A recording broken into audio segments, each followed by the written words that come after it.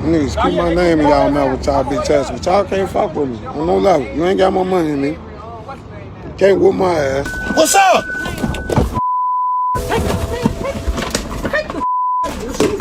On the evening of August 13, 2025, a live stream began from a parked car on West Madison Street in Chicago's South Austin neighborhood. The man on camera was Kevin Tugg Watson, a 42-year-old father who had just left a nearby liquor store. The broadcast appeared ordinary at first. Watson speaking into his phone, the camera positioned in front of him, the sounds of the street faint in the background. Then another vehicle entered the frame. A man approached. Chicago police are investigating the shooting death of a man shot while in the middle of a Facebook live stream. Video viewed almost 2 million times on Facebook shows Kevin Watson getting out of a car, and then seconds later, you hear gunfire. What's up?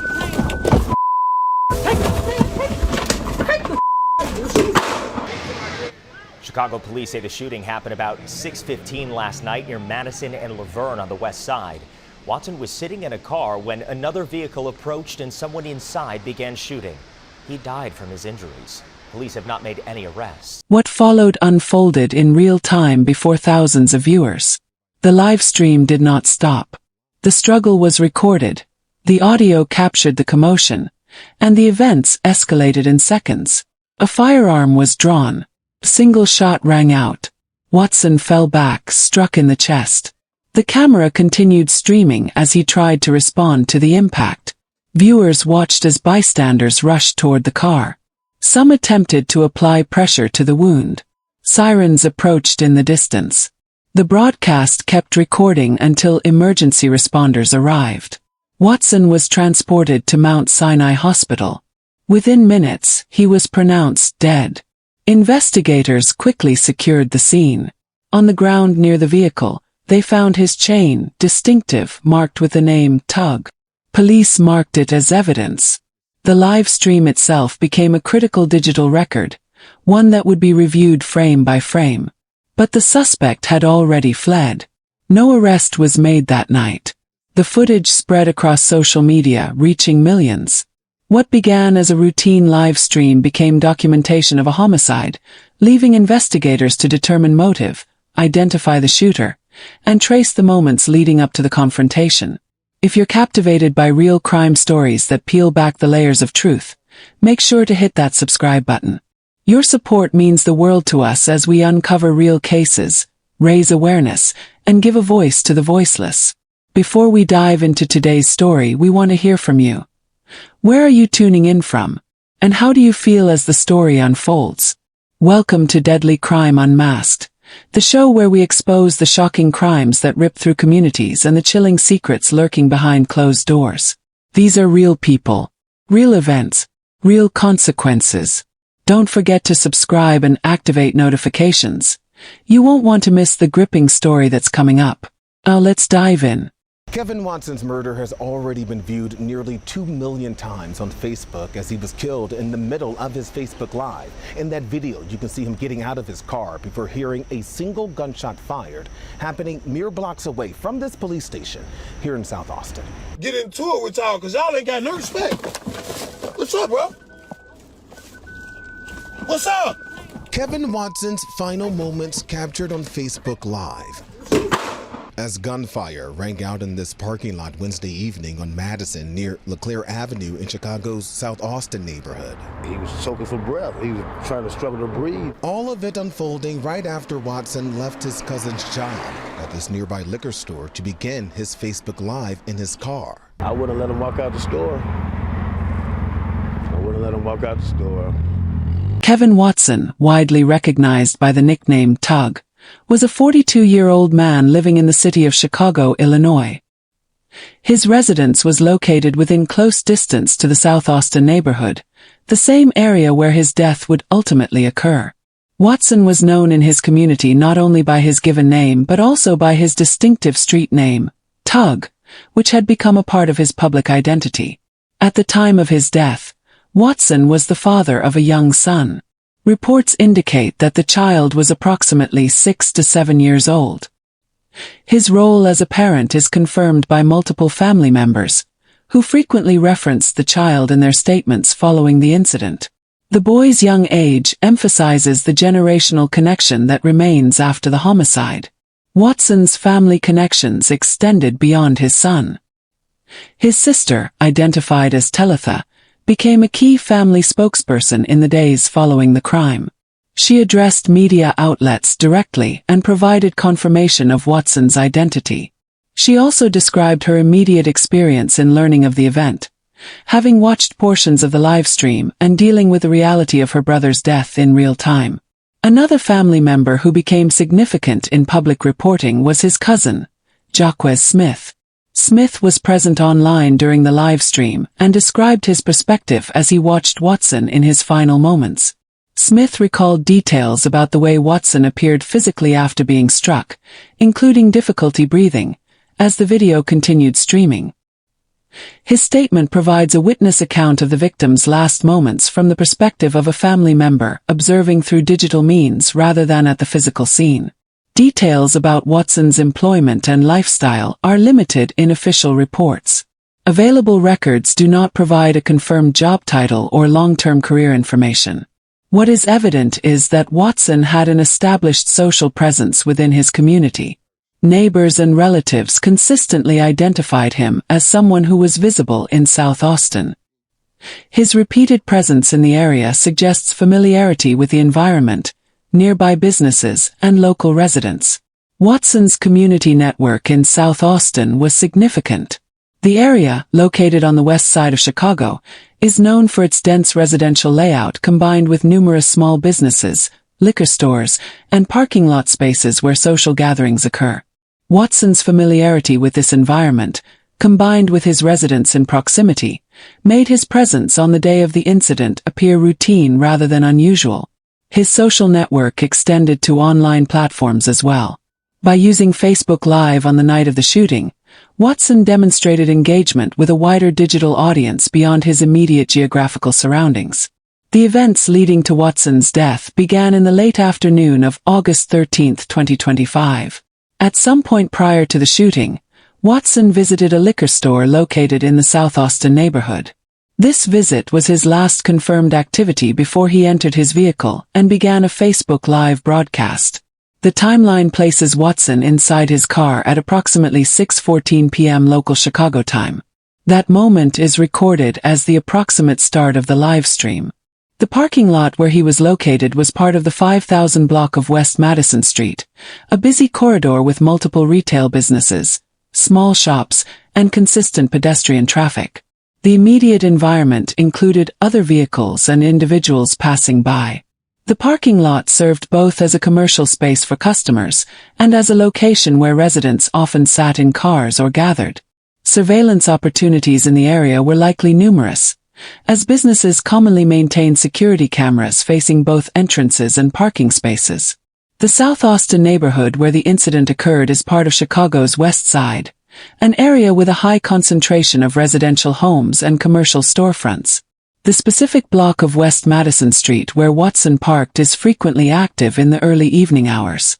On the date of the shooting, conditions matched this routine activity, with people moving in and out of businesses, vehicles occupying spaces, and general urban activity continuing around the parking lot.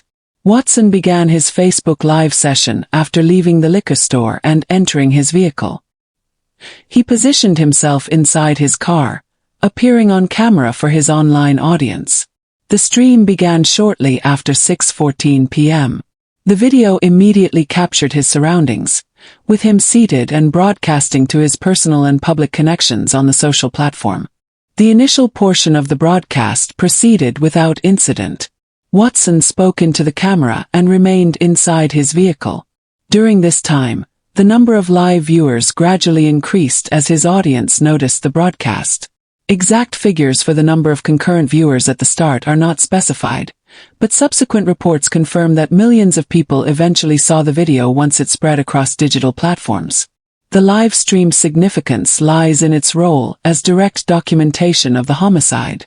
Unlike cases where events are reconstructed after the fact, this incident was captured in real time, including both video and audio.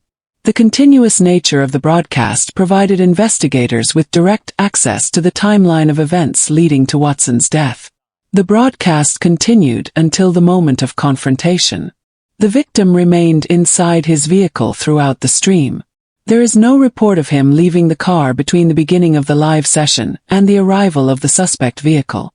This uninterrupted sequence is critical in providing investigators a consistent timeline without gaps. The sequence of confrontation began when another vehicle arrived and positioned itself near Watson's parked car. Reports describe this vehicle pulling up close enough to allow a male suspect to approach the victim directly. The male suspect exited the arriving vehicle and approached Watson's car. At this point, a physical interaction occurred between the suspect and Watson. Witness accounts, combined with video evidence, describe a struggle. The struggle involved both individuals attempting to control possession of a firearm. The altercation took place either inside the car or directly beside it, with Watson and the suspect engaged in close contact. The dispute over the firearm escalated quickly. During the struggle, the gun discharged. A single round was fired from the weapon. That shot struck Watson in the chest. The impact immediately changed the sequence of events on the live stream. Viewers were able to see and hear the results of the firearm discharge. Watson's visible reaction indicated he had been struck in the upper body. He showed signs of distress consistent with a chest wound. The live stream continued to run after the shot was fired, capturing the aftermath in real time. Family members such as Jacques Smith, who were watching remotely, confirmed seeing Watson struggle for air following the gunshot. The suspect, having fired the weapon during the struggle, fled the immediate scene. The live stream did not provide clear identification of the suspect's face, but the confrontation was preserved on video in sufficient detail to serve as primary evidence. When the gun discharged and Tugg Watson was struck in the chest, his body reacted immediately to the injury. The human body's response to a gunshot wound in this region typically involves rapid blood loss, difficulty breathing, and shock. In Watson's case, visible signs included struggling for breath, slumping within his car seat, and showing signs of choking as air and blood mixed in his airway.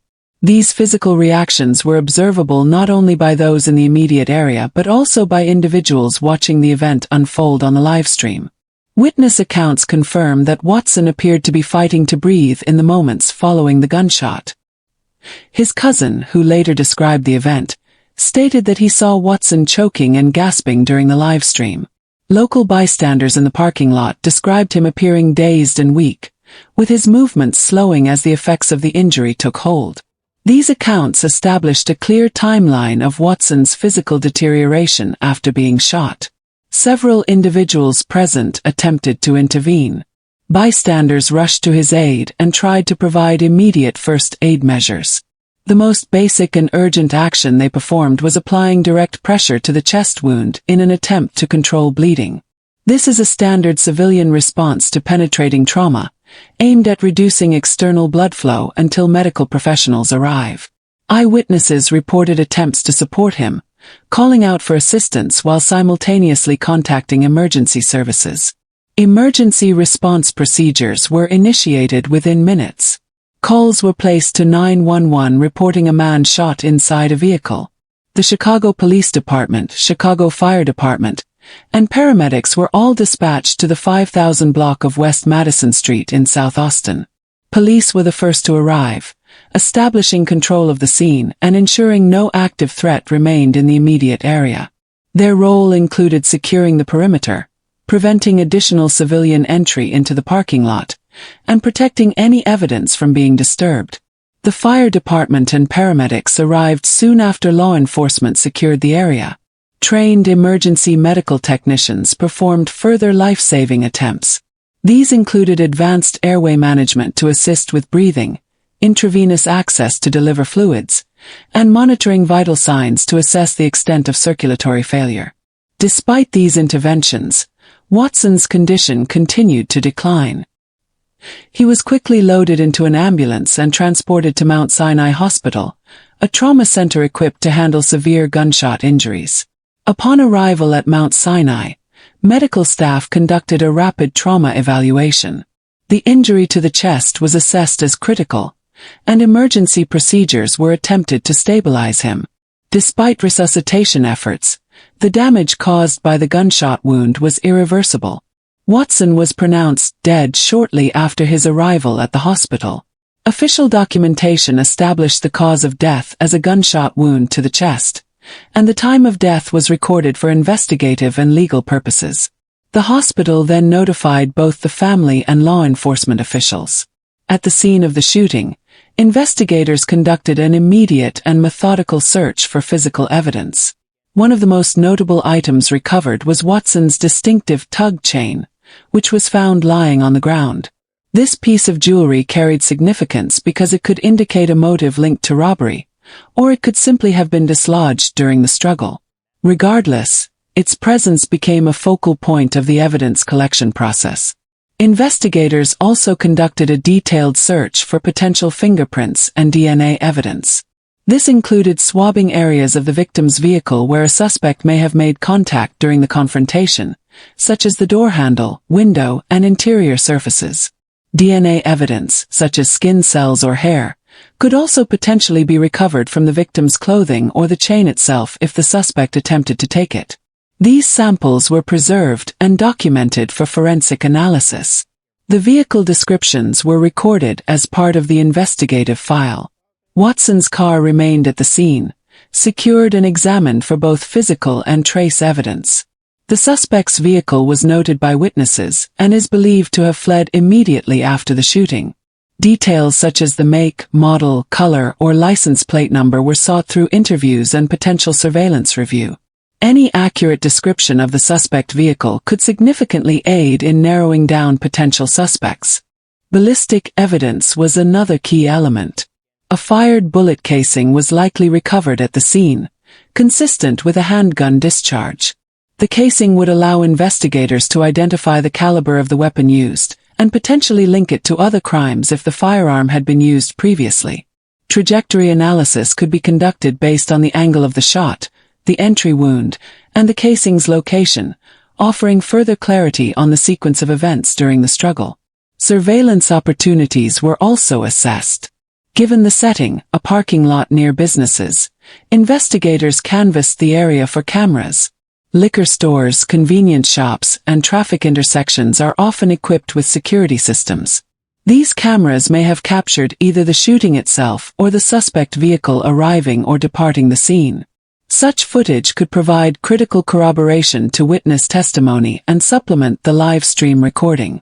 The Facebook Live video itself also represented a unique form of physical evidence. Unlike traditional surveillance, it was directly recorded and broadcast by the victim himself. This ensured that investigators had direct access to video and audio evidence captured in real time, creating a digital record of the confrontation. This digital trail, paired with physical items recovered on the ground, expanded the scope of the investigation beyond the typical crime scene. The digital dimension of this case is central to understanding both the crime and the investigation. Watson was actively broadcasting on Facebook Live at the time of the shooting. This recording was automatically preserved by the platform, and within days it had been viewed more than 2 million times. The live stream became one of the most widely circulated pieces of digital evidence in the case. Screenshots and video shares rapidly spread across multiple social media platforms. While this dissemination complicated control of the evidence, it also meant that the confrontation was documented and preserved across many sources. Investigators formally obtained the original recording from Facebook for official analysis, ensuring that they had the highest quality version available for forensic review. The analysis of this video evidence involves several layers. First, the live stream angle is reviewed to determine exactly what was visible from Watson's perspective. This could include partial identification of the suspect, clothing details, or the vehicle that approached him. Second, the audio track is examined. Forensic audio specialists can isolate sounds such as footsteps, voices, or the gunshot itself.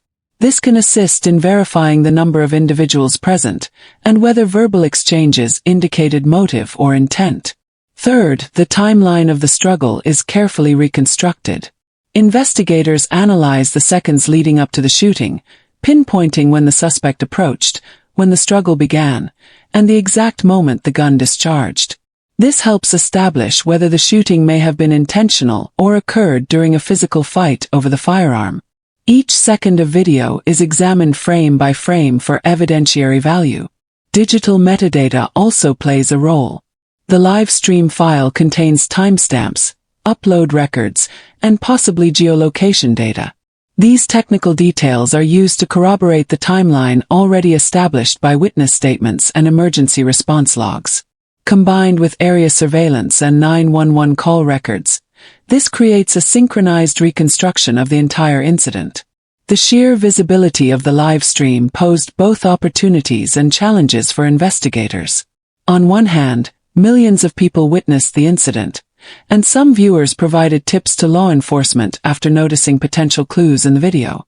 On the other hand, the widespread circulation raised risks of misinformation and false leads, as copies of the video were reposted with speculative commentary. This required investigators to carefully separate verified evidence from public speculation. Ultimately, the Facebook Live recording stands as the most critical piece of digital evidence in the case.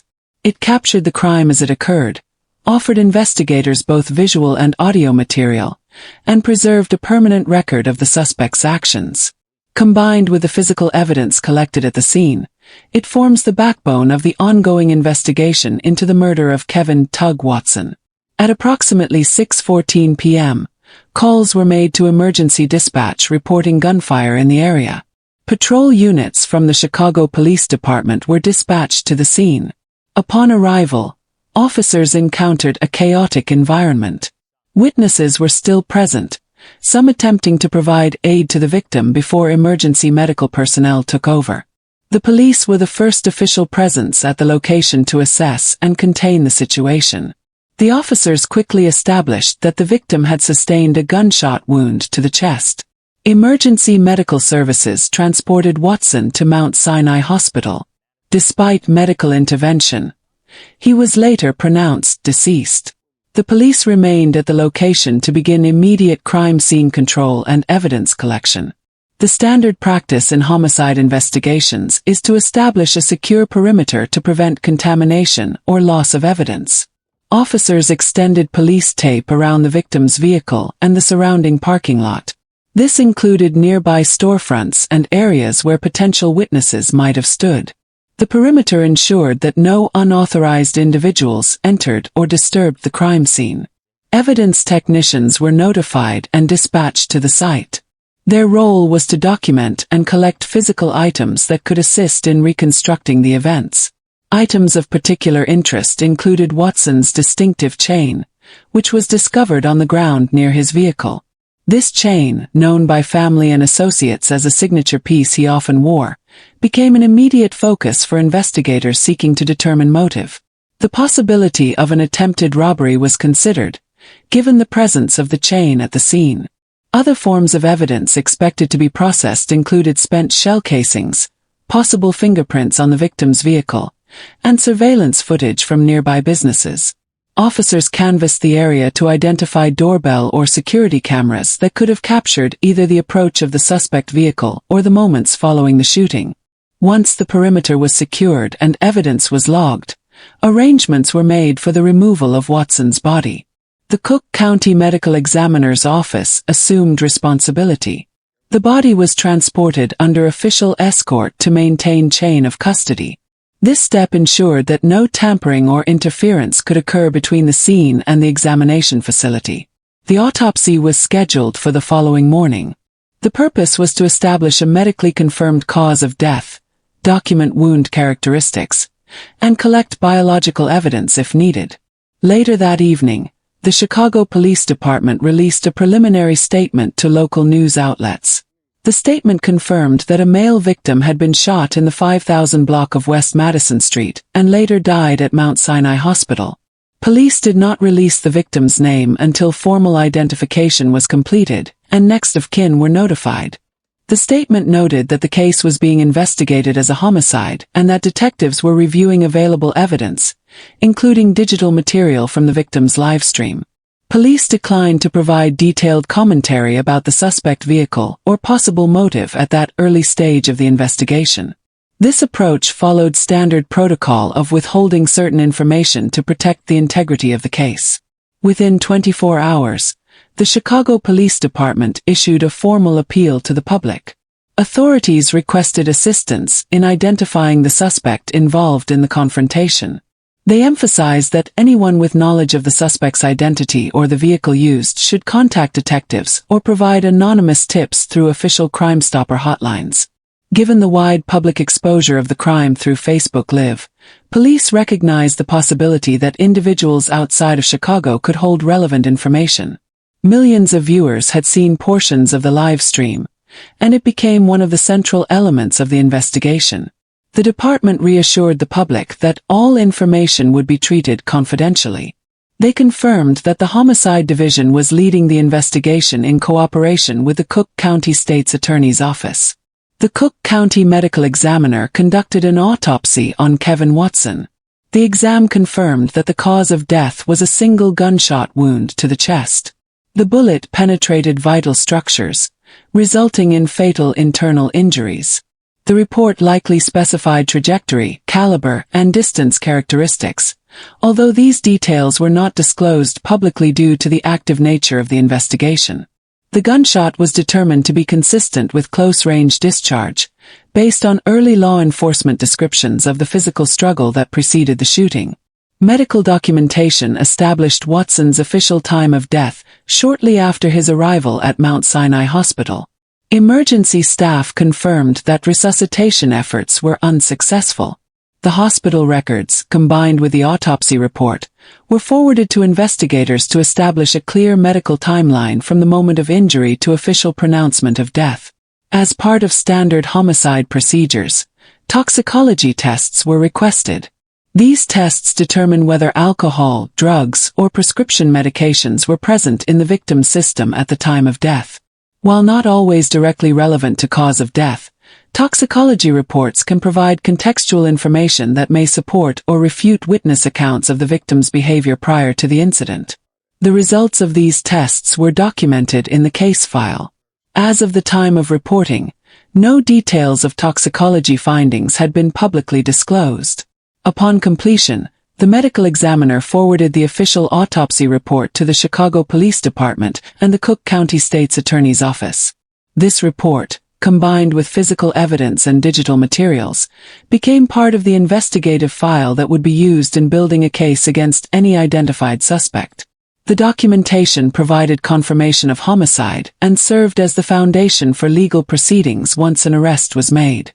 Kevin Watson's killing was unique in that it was broadcast live on social media.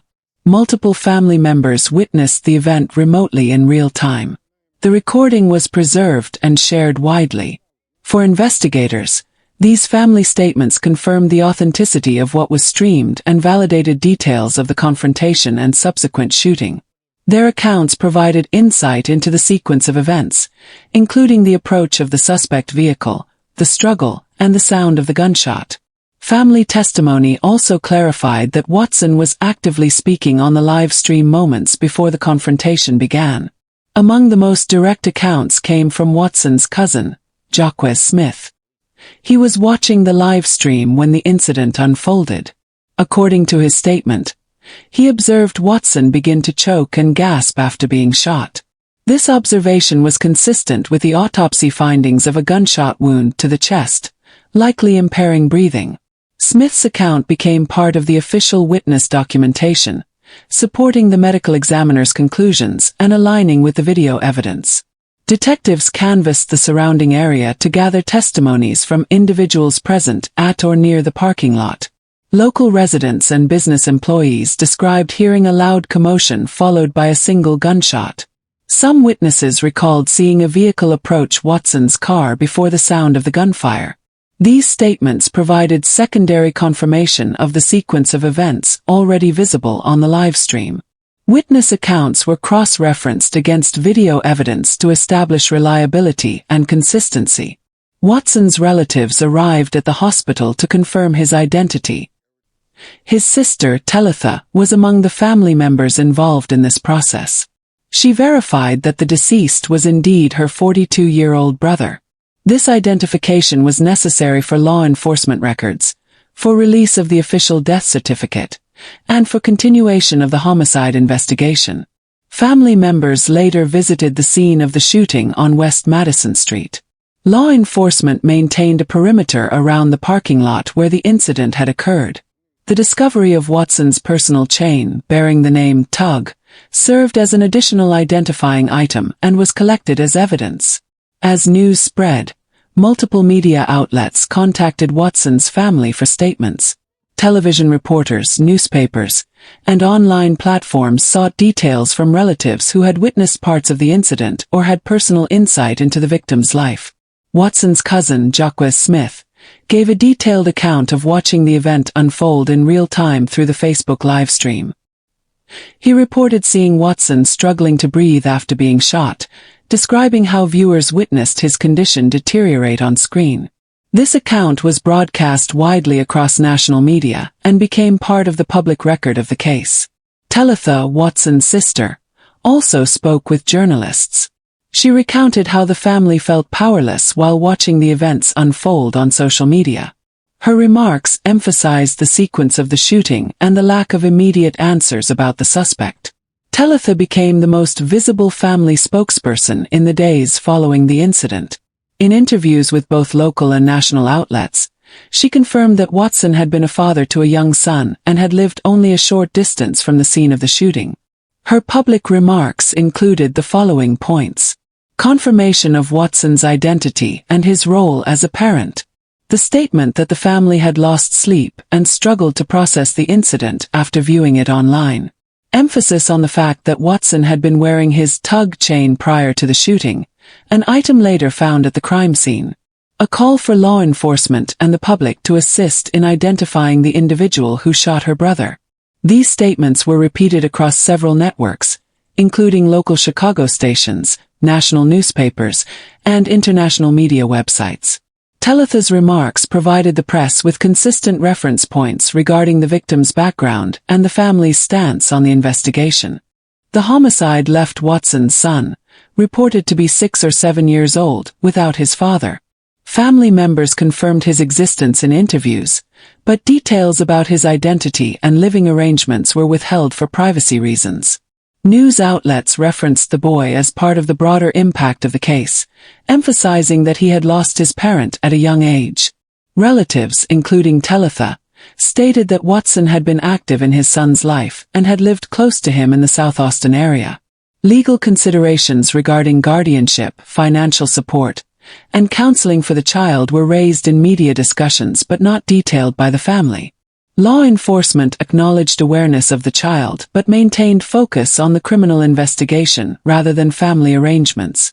Chicago media outlets began covering the incident within hours of the shooting. The first reports came from crime reporters who received information directly from the Chicago Police Department's Public Information Office. These reports confirmed the time of the shooting at approximately 6:14 p.m. The location on the 5000 block of West Madison Street. The victim as a 42-year-old man later identified as Kevin Tugg Watson. The fact that the crime had been captured on a Facebook Live broadcast. Local television stations dispatched reporters to the crime scene. Camera crews recorded footage of the police perimeter around the parking lot, the collection of evidence by crime scene technicians, and interviews with nearby residents. Online versions of these stories were published by late evening and circulated widely through social media shares. The live stream component made the case unique and drew attention from national and international outlets. Publications such as People, The New York Post, and the Hindustan Times ran full reports within 24 to 48 hours. Headlines emphasized the fact that the victim was killed in front of a live online audience. International media highlighted the accessibility of the video and the fact that it had been viewed over 2 million times in the days following the shooting. Many outlets contrasted the immediacy of the live stream with the slower pace of the ongoing investigation, noting that police had not yet identified a suspect. By the third day, major news networks included the story in their crime segments, focusing on the dual themes of violent crime in Chicago and the emerging role of social media in documenting criminal acts. Media coverage quickly expanded to include expert commentary on the risks of live streaming in public spaces. Analysts identified several key points. Live streaming can unintentionally expose individuals to danger by revealing their location in real time. Criminal activity recorded on live stream may create evidentiary advantages for law enforcement but also raises privacy and ethical concerns. The circulation of violent live streams on platforms such as Facebook increases the risk of public desensitization to violent crime. The delay in platform moderation allowed millions of views before the video was restricted or removed. Law enforcement professionals commented that while live streams provide valuable evidence, they also complicate investigations due to the spread of unverified commentary online. The South Austin neighborhood has experienced ongoing issues with gun violence, and the murder of Kevin Watson heightened community concern. Residents interviewed by local outlets cited the following issues: the persistence of shootings in residential and commercial areas, the fear created by crimes taking place in public spaces during daylight hours, the lack of visible progress in solving homicides, including this one. Community leaders called for increased police presence, investment in surveillance infrastructure, and renewed efforts at violence prevention programs. Online discussions among Chicago residents reflected skepticism about the likelihood of quick resolution. Hashtags referencing Watson's death circulated on social media, alongside calls for community solidarity and cooperation with police investigators. If this story gripped your heart and left you questioning the truth, don't forget to hit that like button and share it with others who need to hear it. For more chilling true crime stories that dive deep into the mysteries behind these tragedies, make sure to subscribe to our channel and turn on the notification bell. You won't want to miss our latest updates, investigations, and thought-provoking discussions. Thank you for being part of this journey with us as we uncover the truth and seek justice. Together we can make a difference. Stay safe, stay aware, and we'll see you in the next one.